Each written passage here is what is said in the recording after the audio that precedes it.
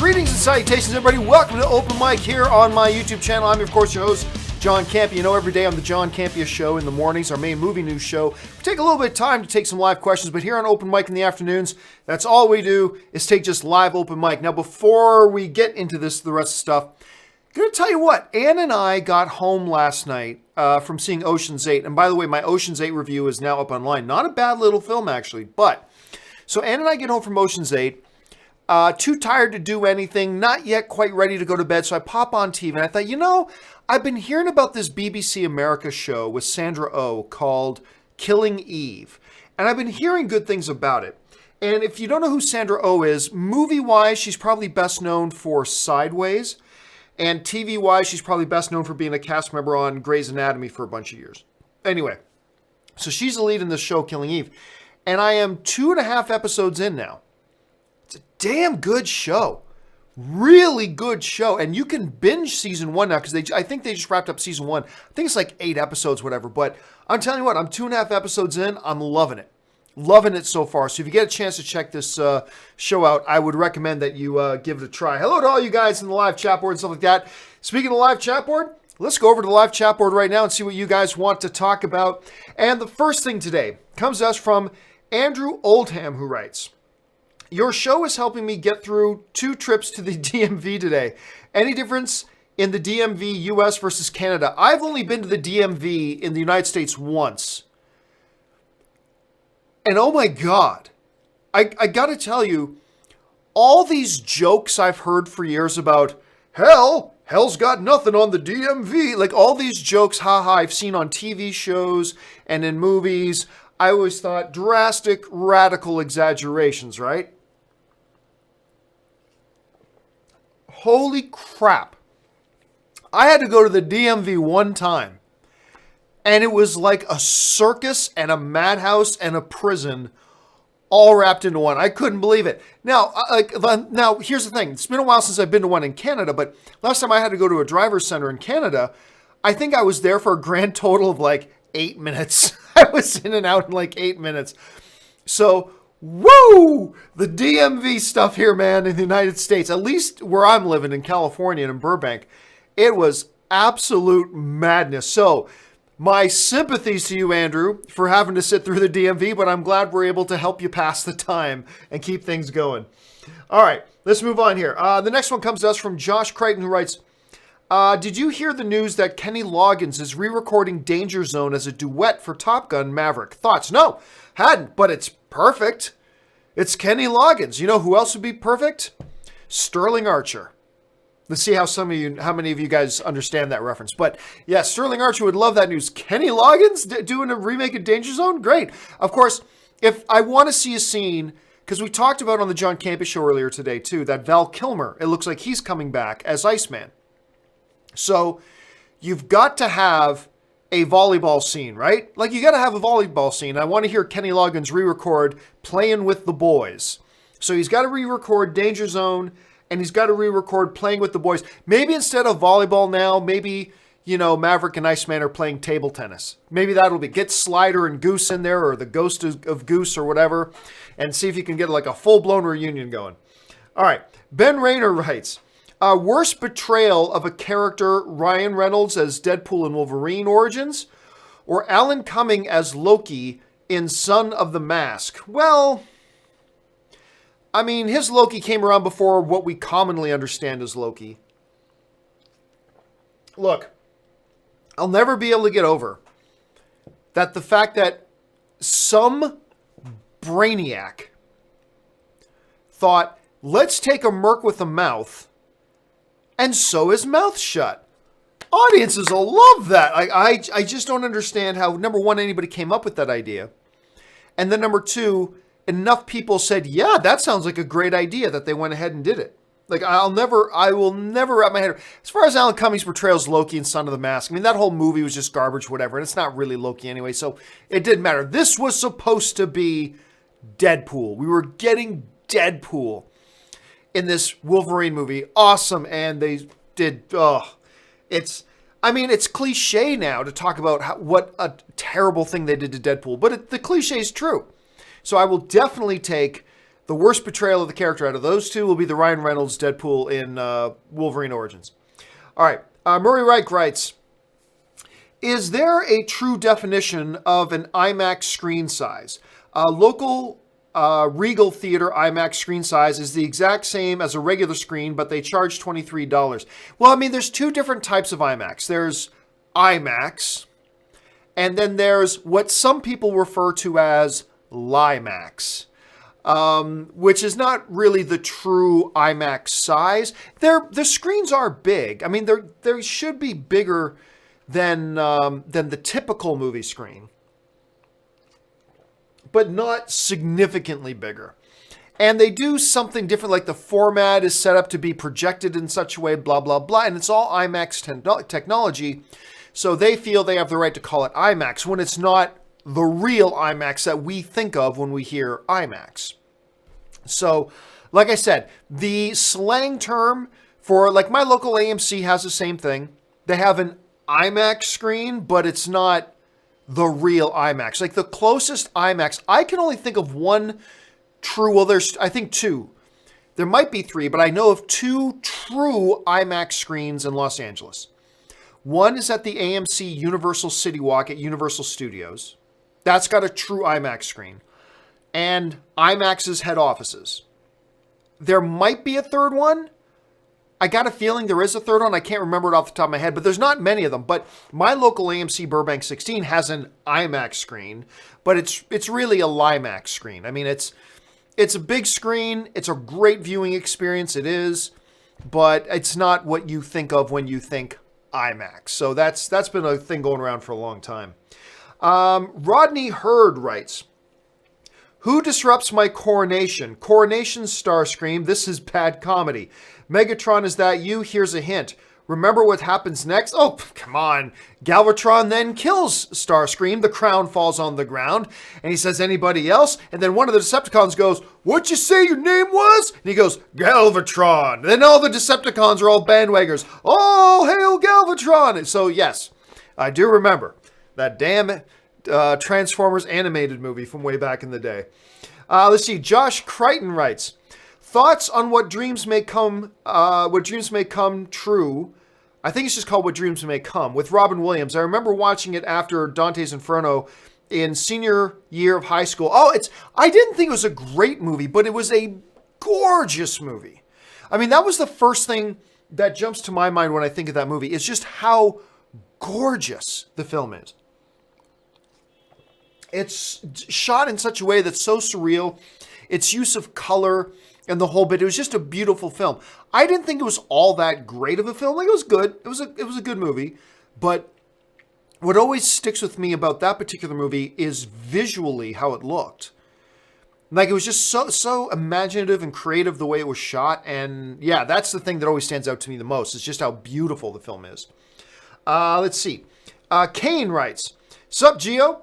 Do you have a favorite How to Train Your Dragon moment? Mine are the reunion and funeral scenes in number 2. Keep up the great work. Well, I'm going to cheat a little bit. It's not so much one particular scene as it is like a theme that got kind of summed up.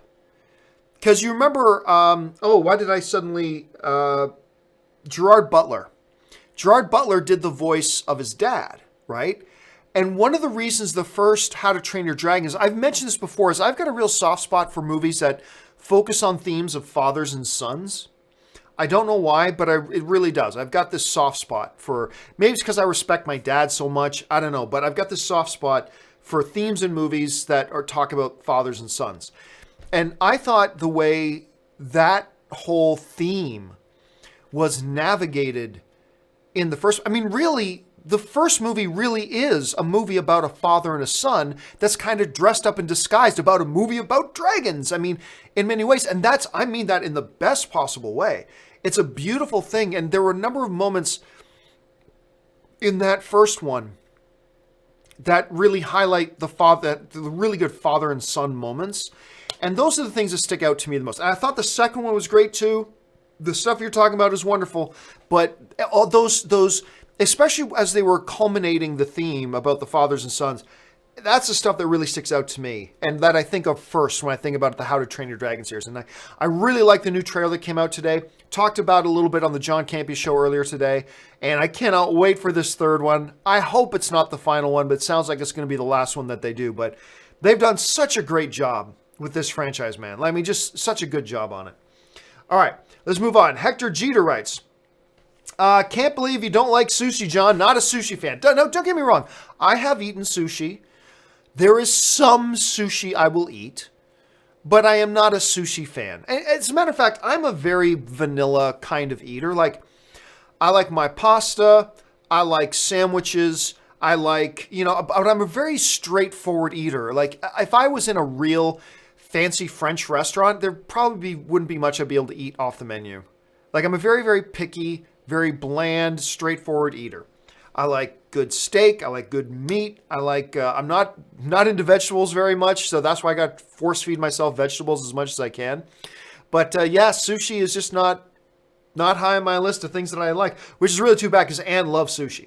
Anne loves sushi, and she doesn't get to go to eat sushi very much because I don't want to go to sushi places. Anyway, Josh writes, is there a movie that is an allegory of your life? A movie that's an allegory of my life? Not that I can think of off the top of my head. It's an interesting question. But no, not one that I can think of off the top of my head, honestly. ZOMG Ruler writes, know anyone who waits weeks with new film to... Know anyone who waits weeks with new film to see it? I got to be honest with you, I'm not really sure what it is you're asking. Do I know anyone who waits weeks with new film to see it? Sorry, man, I apologize, but I cannot kind of figure out what it is you're asking there. Now let's see if I can figure out the next one that you're asking. ZOMG follows up with, I'm taking a break from seeing Disney at cinemas.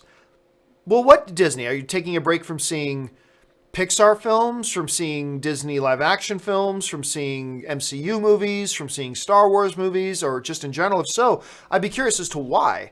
I respect that and everything, but I would be curious to know like what would be your motivating factor in that. Vinder Singh writes, I know I'm a few decades too late, but I'd like to recommend Babylon 5 to everybody. I loved it. First 3 seasons are great, last 2 not so much. You know the funny thing is, I had friends who loved Babylon 5. Loved Babylon 5. As a matter of fact, this is a really deep cut. This is going way back. One of the guys who was one of the hosts on my original podcast, the movie blog audio edition, was a buddy of mine named Darren Connolly. And Darren still is in Canada. He's married, has a couple of kids. I see his kids' pictures pop up on Facebook now and again. It's a beautiful family. Darren was a hilarious dude too. Anyway, but I remember Darren loved Babylon 5. And he just constantly talked about Babylon 5. And it was weird because I'm a big Star Wars guy and I liked watching all the Star Trek stuff and blah, blah. I just could not get into Babylon 5. Now, don't take my word for it because everybody else I know loves Babylon 5. If you haven't tried Babylon 5 and you've been thinking about it, take Vrinder's word over mine because everybody I know loves Babylon 5. Loves it. Everybody I've talked to who's seen it totally adores it. I'm just the weird freak in the bunch that I didn't dislike it. Don't get me wrong, but it never hooked me. I never found it to be that great, but a lot of people really did. So even though I didn't like it, I would say take Vrinder's recommendation and give Babylon 5 a shot because a hell of a lot of people like that damn show, man. So if you haven't given it a shot, you might. Speaking of, there's a Star Trek connection too. Because, how do you pronounce his name? The guy who played Chekhov, Walter Koenig, I think that's how you say his name. He's also a character in Babylon 5. So there's a Star Trek and Babylon 5 connection there. I'm sure there are other connections there as well. But yeah, thanks for the recommendation, Vrinder. Rodney Hurd writes, who were some of your favorite Decepticons from the original animated series? Oh, some of my favorite Decepticons. Well, I was a big fan of the Jet Triumvirate. Like, I love Starscream, Skywarp, and Thundercracker. I loved all three of them. Obviously, Soundwave. Soundwave was super cool because I collected also a bunch of his discs.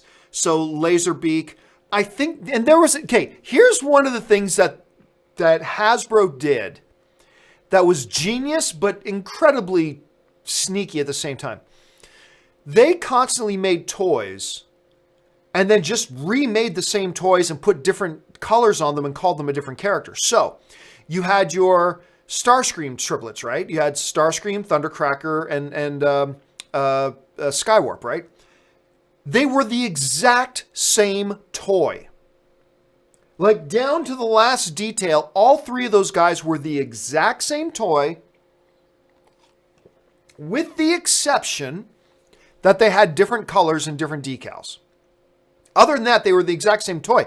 So Hasbro saved themselves a ton of money. He said, just keep printing that one. No need to design some new ones and cast new molds and all that kind of stuff. Just print the same ones and we'll put a different color paint on them and call them, I don't know, Thundercracker. Yeah, call them Thundercracker. So they did that. And then they had Soundwave, right? He had all those cassettes that came out of him. Two of them were Rumble. Remember, he's the guy who turned his arms into pile drivers and caused the earth to shake. But there was another guy that was the exact same thing, except they called him, I believe they called him Frenzy. So, but he looked exactly the same arm thing, did this, but no, he's not just another copy of Rumble. He's Frenzy. And then you had Laserbeak, and I think there was another exact Laserbeak. I think his name was Buzzsaw. And then the Autobots did the same thing, because you had Prowl, and I think it was Blue Streak. It was Prowl and Blue Streak. They were the exact same car and the exact same Transformer, except Prowl was a police car, and they put like cop decals on him. But if I'm not mistaken, I think it was Blue Streak was the exact same toy, just different color. And then Sunstreaker, I think he had a brother too. That was this. Anyway, they did that all the time. They totally just copied out, made the exact same toy, and just put a different color on him and say it's a completely different character. It's like, this Starscream toy is good. How can we sell three of them? Let's just put a different color on them and say it's a different character. Eureka! I mean, and it sucks too because I love those three characters. Like, I love all three of them, but those are the ones that stand out to me a lot. All right, I can talk Transformers. Dude, you have no idea. You think you were a Transformers kid? You ain't got no idea. I used to take... Let me see if I can find a picture here.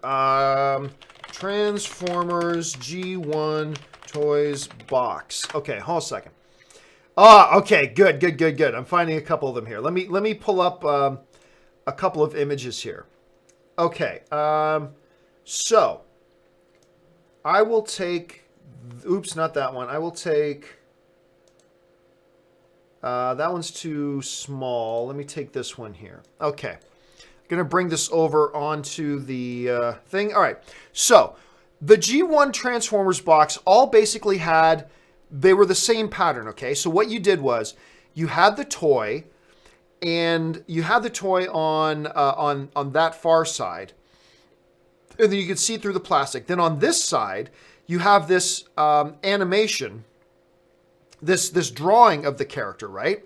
So, and then on the back of the box, what they had on the back of the box was a power bar that was like Dungeons and Dragons stats, strength, intelligence, leadership, power, all that kind of stuff. And they'd show you that character's stats, right?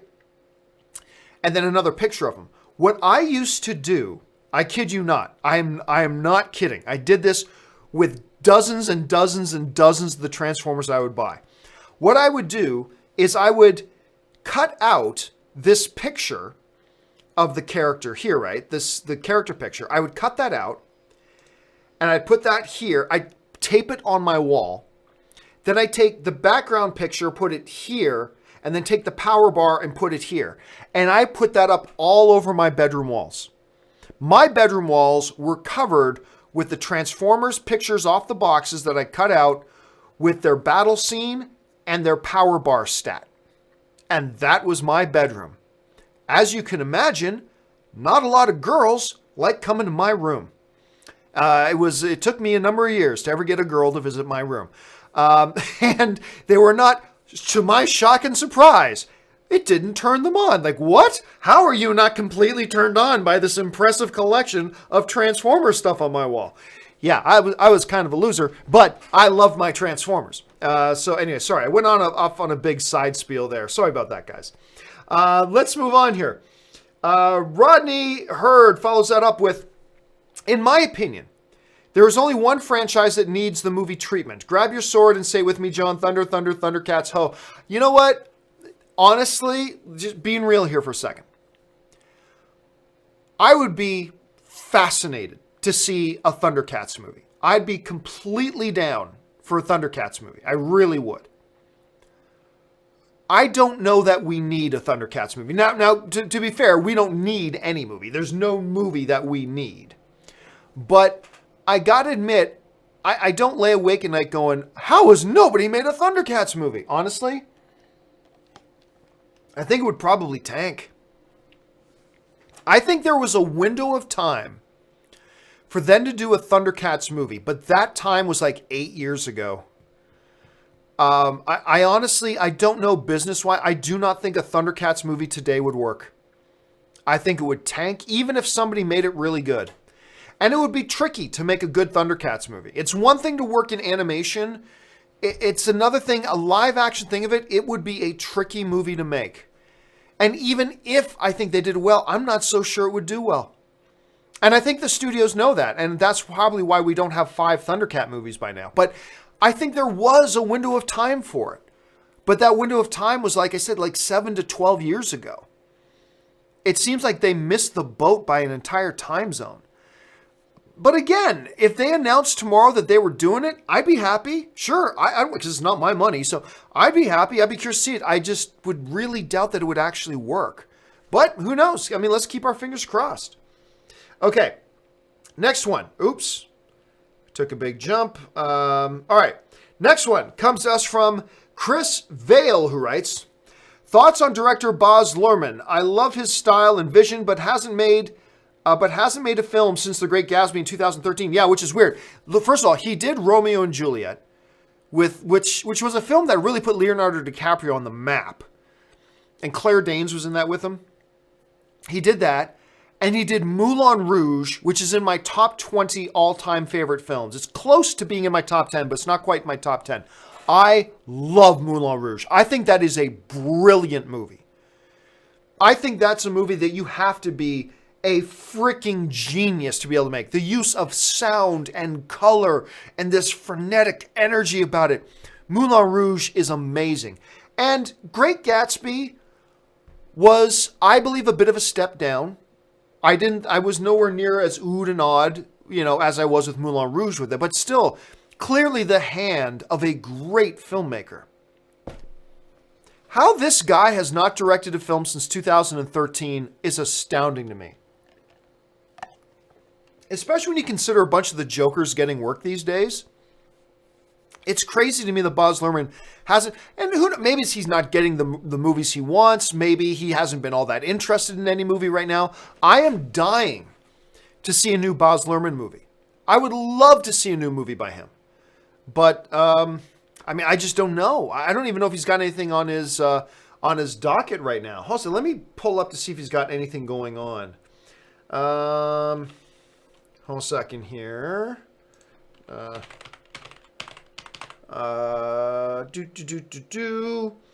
He's got nothing coming up. Nah. He got nothing coming up. He worked on that show, The Get Down, which is great. But he did one episode. I think he wrote the episode and directed it. But yeah, he's got nothing even on his upcoming list. Which is just, like I said, it's completely ridiculous to me how this guy's not doing more movies, which is just nuts. All right, let's move on here. Rodrigo Ortiz writes, are you familiar with Eugenio Derbez? I'm familiar with him. He's a comedy god in Mexico, and his movies here in the U.S. have been doing well at the box office. He recently got cast as the villain in Dora the Explorer. I didn't really know. I'm pretty sure you're talking about the guy who was like in Instructions Not Included and How to Be a Latin Lover. I think those are the films that have played in the U.S. that got some attention. I saw How to Be a Latin Lover, and I liked that movie. I was quite aware of Instructions Not Included, but I never actually got around to watching it. So my exposure to Eugenio, I'm not even sure if I'm saying his name right, is limited, to say the least. But I really did like him in How to Be a Latin Lover. So, like I said, I'm not tremendously aware of him. I didn't even hear about the Dora the Explorer movie news. I didn't even hear about that. So that's intriguing that he got that. But yeah, he's the guy has you can tell he has a very natural sense of comedic timing. So again, I don't want to pretend like I have a big grand overall view of the dude, because I have very, very limited exposure to him. But from what I've seen him in, I've liked him. So, I mean, there's that. Thanks for sharing that, Rodrigo. All right, next up, Josh Crichton. Here's a follow-up to my last question. Is there a song or poem that is an allegory for your life? For me, I would say American Pie by Don McLean. Again, it's a question that it's something that I have to actually think about for a while. It's not something I can really, I mean, I don't know. I'll give off the top of my head. There's a song called Bring Me to Life by a band called Evanescence. If off the top of my head, I'll say that one. But if you ask me again tomorrow, I may have a completely different answer. Because again, it's really not a question I can just answer off the top of my head. It's something I have to think about. So yeah, that's what I'll say about that. ZOMG Ruler writes, John, I know film is subjective, yes.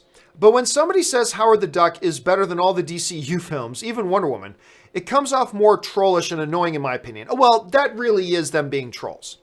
That really is them being trolls.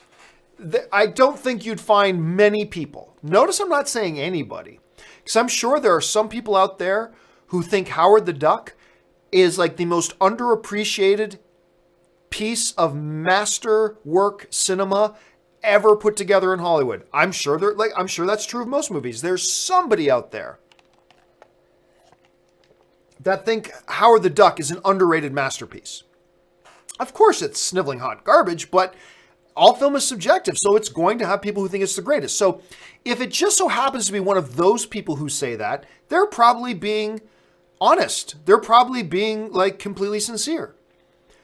Most people who would say something as dumb as that are just being trolls. They're just being trollish. They know damn well that, Howard the Duck is not as good as Batman versus Superman. They know damn well that Howard the Duck is not as good as Man. Like, they know damn well, but they're just being a troll, Steve. So I wouldn't pay any attention to it. Let's see. KW Garrett writes, every popular 90s TV show has gotten a reboot or reunion show. So why hasn't Quantum Leap made the cut yet? Were you a fan of the original Bacala show? No, I wasn't. And I watched a few episodes. It was one of my least favorite shows, to be honest. Out of the popular shows of the era, and certainly not, there are many popular 90s shows that we've not gotten reboots on. Like, we have not gotten, like, a couple of my favorites. We have not gotten an Airwolf. We have not gotten Simon and Simon. We're about to get Magnum PI, so there's that, I suppose. And we've got A-Team, but there's a whole ton of really great 90s shows that we haven't revisited yet.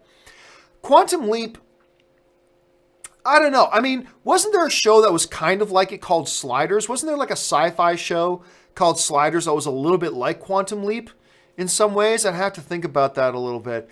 I remember that not Bacala, but the other main guy from Quantum Leap, he played a key character, a key Cylon character in the recent Battlestar Galactica.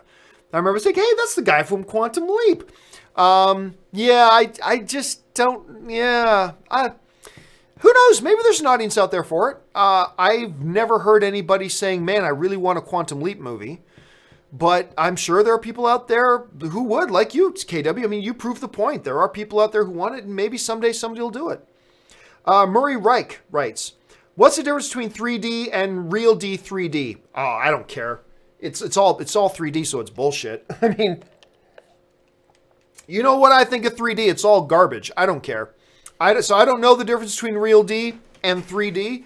I just think all 3D is garbage and a useless, stupid gimmick that people pretend makes a difference and it really doesn't. I mean, look, if you enjoy 3D, that's great. I shouldn't say it in a way that makes it sound like I'm crapping on your taste. I'm not at all, not in the least. And I respect that if it works for you, that's great. More power to you. I hate the damn thing. I think it's a useless, stupid gimmick. And I cannot, it just gives the theaters an excuse to charge more for movie tickets. And I cannot wait for it to go away because I'm constantly getting bombarded with people saying, my God, this new movie just opened and my theater's only showing it in 3D. That's because they can charge you more then. And they're not showing 2D screenings until like week 2 or week 3. So I'm not wanting it to go away to take away something that you like. I want it to go away because it's actually interfering with other people being able to see the movie the way they want to see it. But honestly, I don't know the difference. I really don't know the difference between the two. And I have no desire, Murray, to ever know the difference. Bomb Squad writes, did you see the promo art for Avengers 4? It's not real. Not going to spoil the characters for anyone, but holy shitballs, a year is too long. Yeah, I don't believe that. I know the one you're talking about, and there even Hulk is wearing the suit. I don't believe that's real. I believe that's fan art. Now, do not get me wrong. I'm not saying I have talked to people at Marvel and they have informed me that it is fan art, but I don't. So it could be real. Sure. I don't believe for a second that it is, but it might be. But I don't believe for a second that it is. I believe it is absolutely... Disney is great at keeping things under wraps. So I don't believe that picture is real at all. I think some really good artist just took all the characters that we all know are going to be in Avengers 4 and just made a poster out of it. Now, if there was anything in that poster that had some surprises on it, then maybe I'd, for a half a second, think that maybe there's a possibility it's real and legit. But since it's just all characters that we all already know are in there, I just think somebody threw it up on Reddit and say, hey guys, this is a leaked picture. But I mean, maybe it's real. It's possible. I just don't believe that for a second. Let's see. Rar Nation writes, will you be attending Star Wars Celebration in Chicago next year? And you know, it's funny. A lot of people have been asking me that, and no, I'm not going to go. I was planning on it. I was excited about it. I had so much fun at Star Wars Celebration Orlando. But the Star Wars fan community, quite honestly, just really turns me off now. So I have no desire to go. I still love Star Wars, but I have less than zero desire to go. It's funny because my buddy's been asking me to go. I was telling the story, but my wife Anne, her sister Olive, is married to another white Canadian from the Toronto area, Star Wars maniac. It's true. It's weird how that all worked out. And anyway, but my brother-in-law's name is Stan, and they live here in Southern California as well. And Stan got a hold of Ann and I. It's like, hey, let's all go to Star Wars Celebration in Chicago this year. And I'm like, nah. And it really, really sucks because I was really excited about it. But the toxic cancer people out there have just killed my love of being a part of a Star Wars community. They just killed it. So it sucks. It's unfortunate. I feel bad. But listen, I would never dissuade anybody else from going. Because, look, seriously, I had a great time in Orlando. Star Wars Celebration Orlando was outstanding. Had a brilliant time. And so I would never try to dissuade anybody else from going. If you were thinking about going, I encourage you to go. By all means, go. Orlando was a fantastic, fantastic experience, but yeah, it's just kind of been ruined for me. So I have no plans to go to Star Wars Celebration this year. Murray Reich writes, I didn't realize that one of the Leafs Stanley Cup victories was after being down 0-3. Well, I mean, here's the funny thing. When any of my friends like to complain about their favorite sports team, I will politely remind them, you do realize that my team that I live and die by is the Toronto Maple Leafs. And never in my lifetime, not since I have been present on the earth, have the Toronto Maple Leafs even gotten to the finals. Never even been to the finals in my lifetime. And it doesn't look like it's about to happen anytime soon. So whenever I've got friends of mine that go cry, oh, my team is so bad, I'm like, shut up. It's just kind of how I feel about it. Because not even in my lifetime Have they been to the finals? And I don't expect it to happen anytime soon. Murray Reich writes, where do you think LeBron will be next year? I don't know. You know what's funny? Somebody put up this tweet the other night, and it's a picture of LeBron James standing in an empty room, right? And somebody put up the caption, a great picture of LeBron James and his teammates playing the Golden State Warriors. No, he has no teammates. None of them showed up. It's LeBron James versus the Golden State Warriors. Filled with 2 NBA All-Star teams, an NBA Defensive Player of the Year, a 3-time All-NBA All-Star, blah, blah, blah, blah, blah, blah. The Golden State Warriors are an All-Star team. And the Cleveland Cavaliers is LeBron James and a bunch of tin cans. And I'm sorry that includes Kevin Love, who I used to be a big fan of back when he was in Minnesota. But he has not been the same Kevin Love in a long time, and he's playing like a tin can. But it is crazy that it's one guy against an all-star team. It's just crazy. So there's no way LeBron goes back to that situation next year. No chance in hell. Where do I think he's going to end up? A lot of people think LA, but I think LA is still too far. Let's face it. LeBron, he is still the best player on the planet, but he is now entering the final quarter. He's entering the third act of his career, right? Or he's already in the third act of his career. So he doesn't have a ton of years left to play in the game. So he's going to want to go to a team, not necessarily like KD went to Golden State, but he's going to go to a team that's at least really competitive. That even without him, they're at least a playoff team. Because without him, the Cleveland Cavaliers aren't even a playoff team. I guarantee you next year, the Cleveland Cavaliers do not make the playoffs. They're going to go from being in the NBA Finals, they're going to lose LeBron, and then they won't even be in the they won't even be in the playoffs next year. Guarantee it. Some people suggested Houston. I don't think he'll go to Houston. I think, and he's not going to go to New York. There's an argument to be made for San Antonio. I think there's an argument to be made for San Antonio. I really do. He respects Popovich a lot. Popovich knows how to get the best out of his players. And they are a competitive team year in, year out. And if Kawhi Leonard doesn't go back, there's a big open spot for him. So you know what? If I had to bet $5 on it, I'm going to bet he's going to be a San Antonio Spur next year. I'm going to guess he's going to be a San Antonio Spur next year. Now, I don't believe that wholeheartedly. He could end up in LA. He could have somewhere, but, well, we'll have to see. Okay, let's see here. ZCM Zombie writes, I think the Kung Fu Panda trilogy is underrated. Well, I think I think Kung Fu Panda 1 and 2 are actually quite good. Actually, Kung Fu Panda 1 and 2 are really good. And there's a lot of people who've never given a shot to Kung Fu Panda because it looks kind of silly. And it is a little bit silly. But underneath it, those movies got real heart. Especially number 2. I love Kung Fu Panda 2. But I like the first one as well. They're very, very strong. Unfortunately, I did not like the third one nearly as much as I liked the first 2.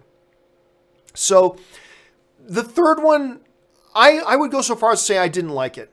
It's not that I didn't just like it as much as 1 and 2. I didn't like Kung Fu Panda 3. So that immediately wipes it out for like really highly respected trilogies.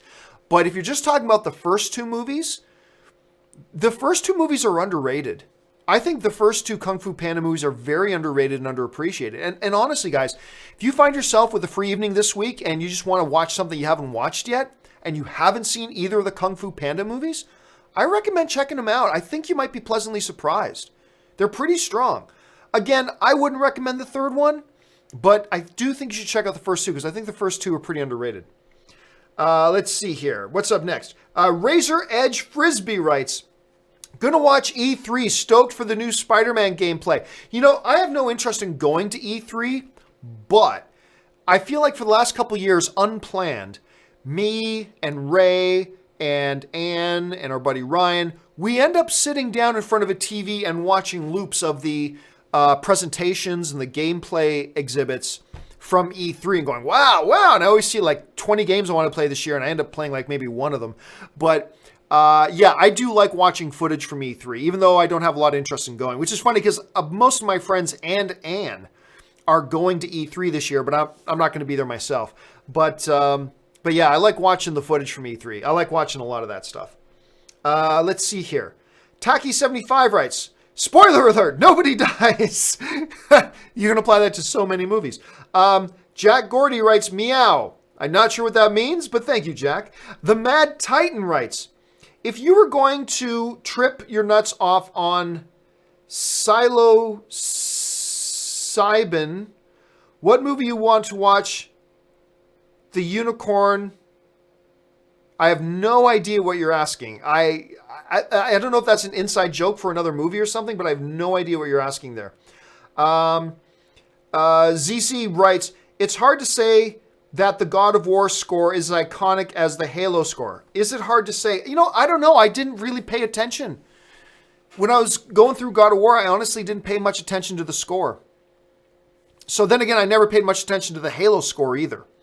So I'm the wrong guy to ask.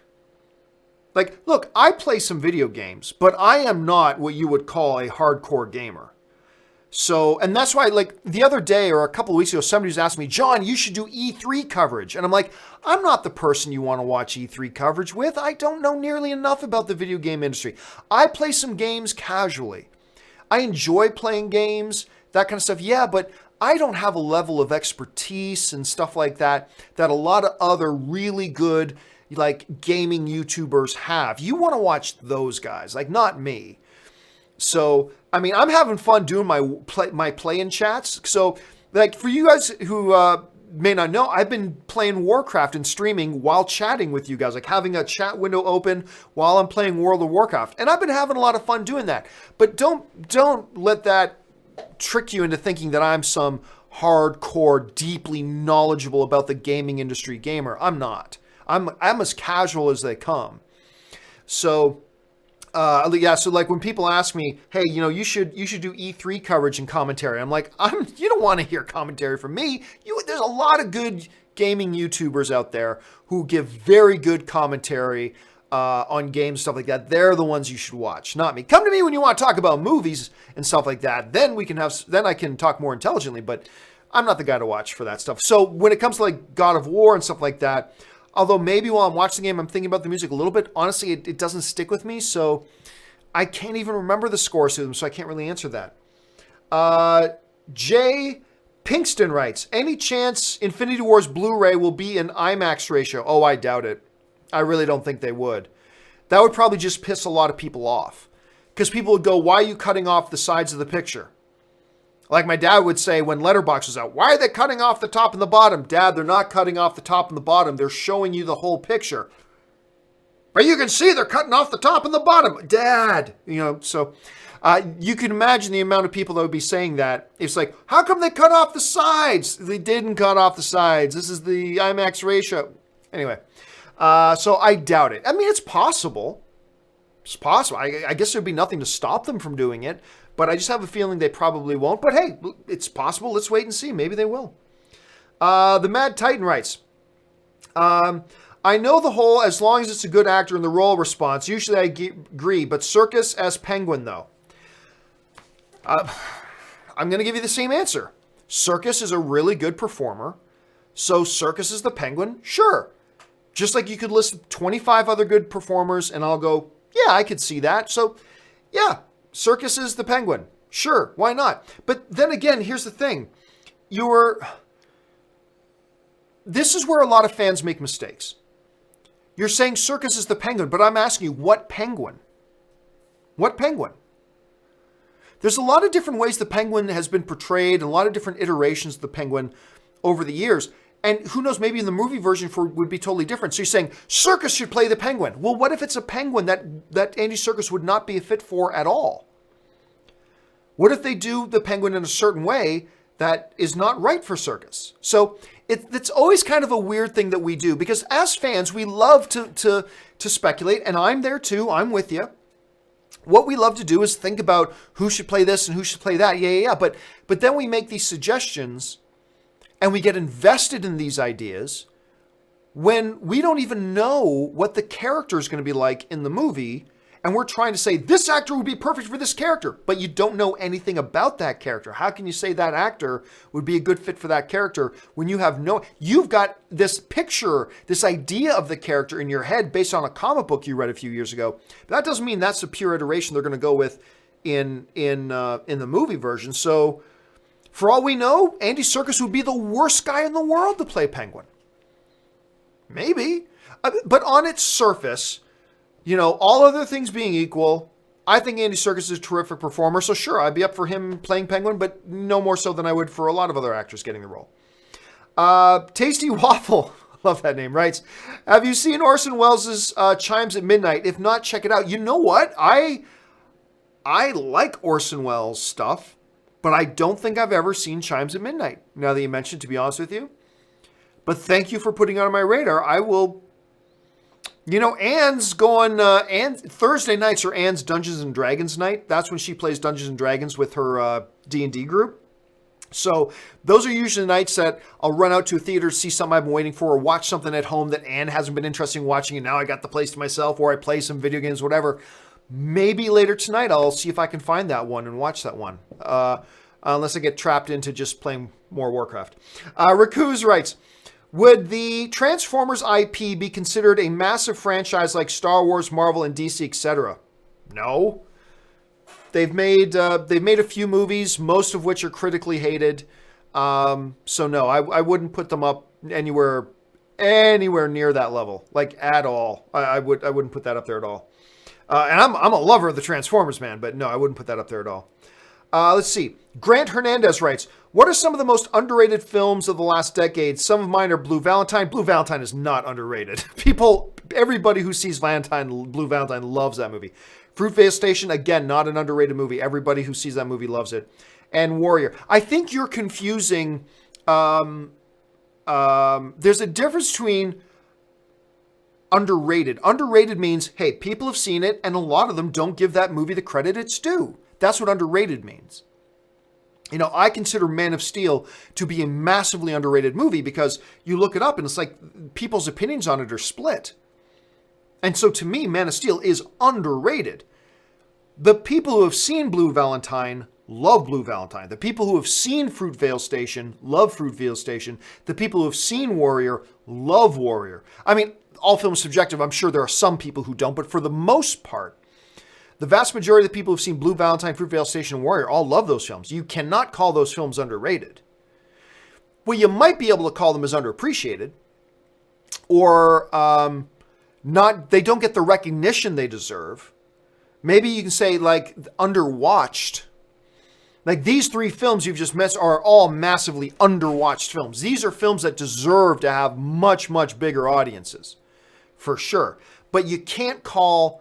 Like, I'm just going to go out on a limb here. I'm going to look up Fruitvale Station on Rotten Tomatoes.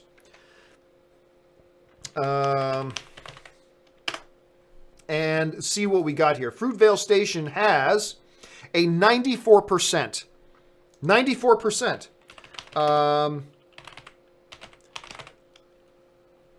Blue Valentine has an 88%. Warrior might be a little bit different, actually. Warrior has an 84%. So you can't say a film that has a 97% or an 88%, you can't call those films underrated. Like, when you say underrated, what you should be talking about is a movie that, hey, there's a lot of people that don't like this. And therefore, I think it is not given the due it deserves. It's underrated. So that's kind of what you mean by that. So... But I would definitely agree that these are all films that deserved bigger audiences than they got. Absolutely. But I wouldn't call them underrated per se, because as you can see, they get a lot of praise. It's just that not enough people have seen them, which is a big problem. Let's see here. Ben Rayner writes, like The Saga Begins by Weird Al. Is that... Is The Saga Begins the Anakin song? Hold a second. Because isn't that the American Pie song. Hold a second. The saga begins. Weird Al. I just want to make sure it's that one. Yes, it is. Okay. Long, long time ago, in a galaxy far away, Naboo was under an attack. And I thought me and Qui-Gon Jinn would let the Federation in. How were those? Let the Federation in. Oh, yeah. And I thought me and Qui-Gon Jinn could talk the Federation into maybe cutting them a little slack. But their response, it didn't thrill us. They locked the door and tried to kill us. Then they released that gas. Oh, no. We met Jar Jar and Boss Nass. We took a bongo to see the Queen. So we took her in to see the thing. We all end up on Tatooine. And that's when I met that boy. And that's this here Anakin guy. Yes, I'm very familiar with the song. Not that maybe I should pick up my guitar. It's in the closet. Maybe I should pick my guitar so you can sing this. Yes, I like that song very much. I remember when that song came out, I listened to it incessantly. Because I am a huge Weird Al Yankovic fan. I mean, hold a second. Yes, hold on a second. So, here, I showed this off I am a big Weird Al Yankovic fan. Make no mistake about it. So, yes, I do like that song. Ben Lorenowitz writes, can art be subjective in terms of experience and feelings, but objective in terms of quality? No. There's no such thing as objective in terms of quality. What do you define as quality? Look, people keep asking me the same thing, but it's simply this. Is there an objective, quantifiable, measurable thing? So you can say, this guy told a joke. Is the joke funny? Well, is there an actual measuring stick that you can tangibly, quantifiably measure and get actual data to back up an assertion? Then it can be objective. If you can't, then it is by nature subjective. You can say, you can say, hey, that camera is out of focus. Okay, you can say that objectively because you can actually see and you can actually look on the dials and think, oh, yes, you're right. The optical focal length of this lens has not been put into the proper position. The picture is out of focus. But a director may say, yes, but I wanted that shot out of focus because it's meant to be a visual allegory to the haziness of confusion of life. Blah, blah, blah. It's like, okay, well then, is it bad or is it good? Well, then that's up to the viewer to decide. Everything except for the run length of a movie. The run length of a movie is measurable. You can clock it. Everything else is subjective. I mean, it just is. Everything else is subjective. Because who are you to say, oh, this Ocean's 8 is higher quality than Ocean's 11? Says who? How justify that? Back that up. Show me the quantifiable, measurable data from a tangible thing you can measure in this movie that suggests that the quality of this movie is better than the quality of that movie. You can't. Therefore, by definition, it is subjective. By definition, it's subjective. So no, nothing about art is objective. Just not. Except for the runtime of a movie that you can measure with a clock. Other than that, everything else is subjective.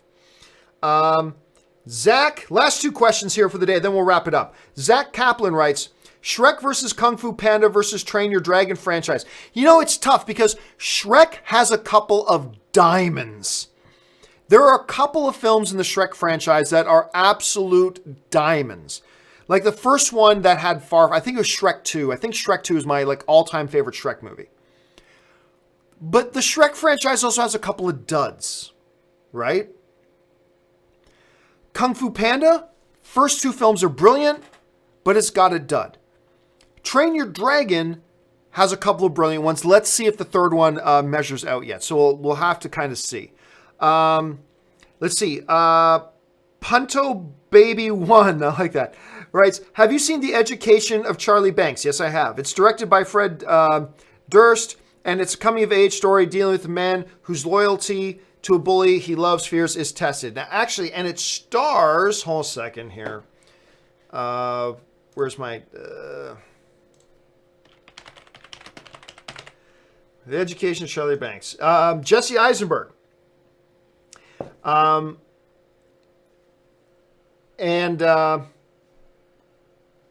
I forgot Sebastian Stan's in that movie. Holy crap, he was Leo in that movie. Oh my God, way over my head.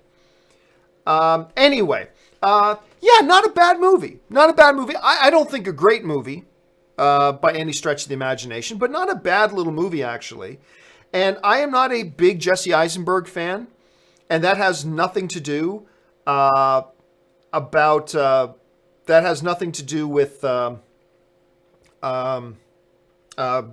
Luthor. That has nothing to do with Lex Luthor. I actually didn't mind his Lex Luthor, but I'm not a huge Jesse Eisenberg fan. Just going to admit that right up front. But the movie was not a bad little movie. Yeah, not a bad little movie. Okay, final question of the day. Comes to us from I Am Thanos, who writes, Clint Eastwood, Bradley Cooper in town for a movie. Well, Bradley Cooper and Clint Eastwood, I think, live in L.A., so... or in or around LA or something like that. Yeah, they're working on a movie together about, and I think Clint Eastwood's also directing it.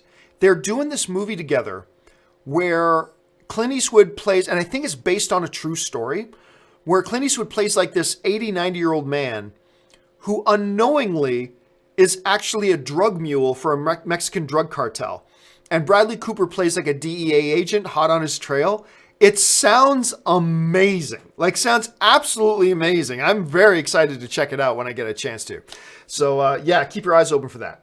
All right, guys, that will do it for today's installment. Why isn't that getting turned off? There we go. For today's installment of Open Mic, may Weird Al Yankovic bless you and give you a wonderful day.